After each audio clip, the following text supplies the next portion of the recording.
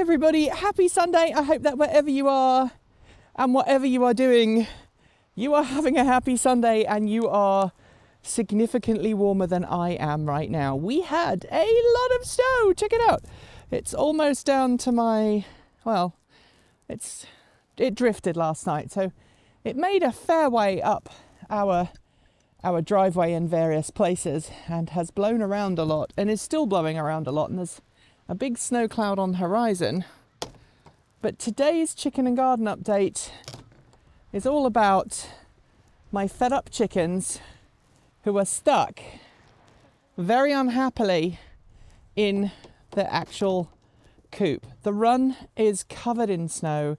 They do not wish to go anywhere, and so one of the things I'm going to do this morning is, first off, I'm giving them some fresh water, and then I'm going to give them some lovely, fresh, warm porridge. Now, the wind last night, the wind chill got down into the single digits Fahrenheit. I have very hungry chickens. For those who are wondering, that is porridge or oatmeal with some hot water in that's been allowed to cool so I don't burn them. And they are quite happily eating that all up. As you can see, even though the snow didn't get into the coop per se, it has drifted, and this is through the gaps in the door.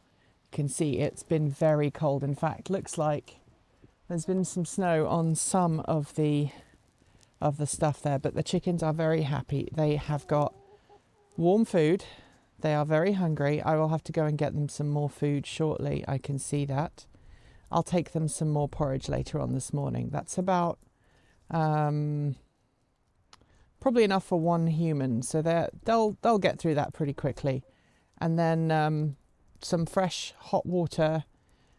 Well, I say hot, it's warm, but we've just put that in so that it doesn't freeze, because if I close this back up so they don't get super cold with the wind chill, and then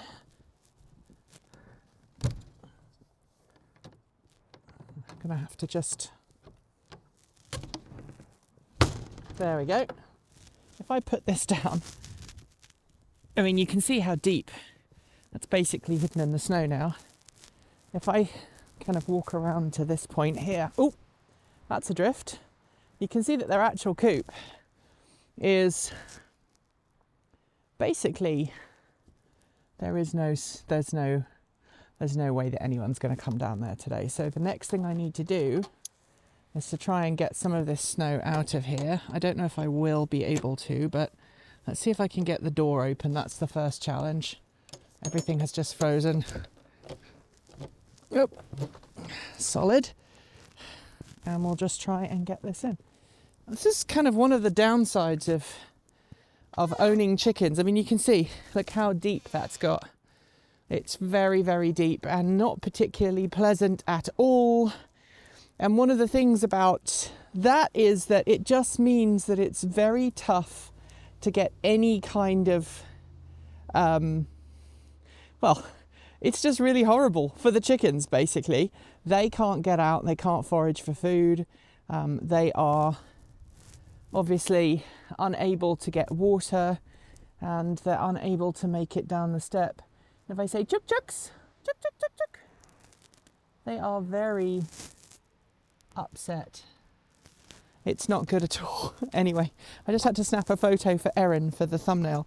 I don't think this food's going to need to be thrown out. I might actually take this off here. And I'm sorry this is not our usual quality of Sunday musing, but or chicken and garden, but I'm trying to get these guys some food. So I think what I'm going to do is I will tip some of this into their coop on the floor, and they'll forage through it, and that's totally okay. They don't mind doing that. And then I'm going to go back inside. So I have to film today. I have to film a winter tire video because obviously we've been doing these winter tires on review from Nokian, and I'm honestly not looking forward to it. Let me tip some of their food in here. so that they have some food. There we go. That will keep them happy, at least for now. There we go, my dears. They were very hungry. Very, very, very hungry. Of course, any creature, when they get hungry, when they get cold, they want more, they need more energy to stay warm. So these chickens are going to be eating more than they normally would.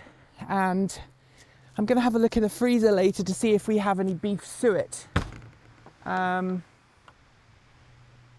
Chickens, despite what you may have read, chickens will eat anything. They're omnivores. And so animal fats are important to chickens. They do help them stay healthy, and they do help them get their protein requirements, and they also help them just stay warm in the winter. Those fats can go straight into helping the chicken stay fat. But yeah, that's a lot of snow. The temperature tonight is forecast to get down to, I think, it's like minus 15 Celsius, and then down to minus 20 with wind chill, which is below 0 Fahrenheit, so, or somewhere in that vicinity. So it's very much cold, and I can't get this door closed because everything is swollen and it's got cold and the wind's blowing. There we go. Nothing that a little kick wouldn't solve. In terms of everything else, the power, the home integration system from Ford is on the wall and it's ready, but we haven't done anything. We haven't had any need to use it yet. But as again, these drifts are incredible. They're down to, you can see, down to my boots basically, and this wind is just the worst. I mean, you can see it's blowing as we used to say, blowing a hoolie, and I nearly fell over. This is the downside of living kind of in the foothills of a big mountain range, is that sometimes you get the mountain weather, and today is definitely one of those days where you get the mountain weather. You're watching this on Sunday.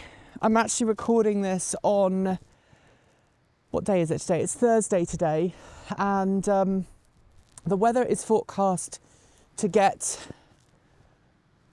oh goodness, the weather is forecast to stay cold for the rest of this weekend, and then this is just ice here, and then after that it's forecast to be cold for most of next week, and we're going to see 2 or 3 more lots of snow, I think, before the end of the week, or before the end of next week. Now, I'm hopeful that my trees, this is one of my my apple trees, my trees have not budded yet, so hopefully no damage done. Last year we had weather like this in April, and whew, it's cold. And in April the trees had already started to bud, and that was bad. My cherry trees are dormant still. So the other thing I'm doing, I'm walking over here to my water pump, because here in the country, if you don't have mains water, one of the things you have to do when it gets this cold is make sure that it stays warm in here. And I'm glad I did, because it looks like my heater had been knocked over, and that means it's not going to warm up the inside of this space. Now I have a heater. There we go. This is the heater, and its design is to keep our water pump operating, and to make sure that it stays above freezing in there, because if the water gets cold, so cold that the water freezes, we end up with burst water pipes. And unlike, you know, in the town, where a burst water pipe just means that someone from the city or the local utility comes out and spends some time fixing the water main, if it goes wrong here, you're kind of buggered. I'm just also going to show you, if you look here, all of this was my wife going out earlier, and you can see most of those have been basically covered over by the snow. There's very little snow here because this is not where it's drifted. But now I have to go and clean off the truck because I have to do this winter tyre review, and there's no point me doing a winter tyre review when the weather is good. But look at poor Adiratal, absolutely covered in snow, and I don't even know if this, oh, it's going to come out, so that will be good. That will be a job for me in a second after I've gone inside and had a warm cup of something. It's days like this that I'm glad that we do not have goats yet, because I can tell you, keeping goats in this weather, not fun. I mean, it's bad enough having to come out and make sure the chickens have water and food, but it really does suck being a critter living outside, an animal of any description, in this kind of weather right now, because we just want to be all inside, nice and toasty and warm. Anyway, I hope that wherever you are having a warmer day than we are, and hopefully this time next week it will be a little warmer. If you liked today's video, you know what to do, and feel free to tip us with the super thanks. The comments are open for your thoughts, as is Discord. There is a link below. If you want more, subscribe, hit the bell, and follow the links to support us with a YouTube membership or a Patreon subscription. You'll also find links to our Ko-fi, Bitcoin, and Swag store, and check us out on Mastodon. Our server is pretty darned cool. Scrolling on my right is the list of amazing charged up supporters, and shout outs go out to our self-driving tier supporters. They are Mike Weeder, Tony Moss, Linda Irish, Sean Tucker, Patrick Boyaski, Paul Nelson, Chris Maxwell, Brian Newton, Michael Goad, Bennett Elder, Andrew Martin, Pedro Mura Pinheiro, Brophy Wolf, Chris and Michael Johnson, Tazza in the Gong, Dan Blair, Peter Dillinger, Gordon C, Stephen O'Donoghue, Kyle Hodgson, Anthony Coates, Raging Fellows, Denny Hyde, Chris the Centaur, and Jim Vaness. Finally, and then I could go outside where it's warm, out of this world, thanks to our Starman level supporters. They are Robert Flannery, CPU Freak 101, Andrew Glenn, Anonymous Freak, JP Fagerback, Joe Bresney, John Lyons, Rory Litwin, Kevin Burrbridge, Dave Kitchen, Aaron Hahn, Laura Reynolds, Marcel Ward, Matthew Drobnak, Paul Conway, Reggie Watts, Will Graylin, and Ian. I'm sorry if I missed your name. I think I may have just missed a line. Anyway, we'll be back soon, hopefully with more warm weather. I'm hopefully going to get this truck defrosted. Look at all that snow. Look at it. Look at it. Look at how much snow there is there. That is bonkers. Anyway, I've now got a really cold hand. Thanks for joining me. Keep evolving.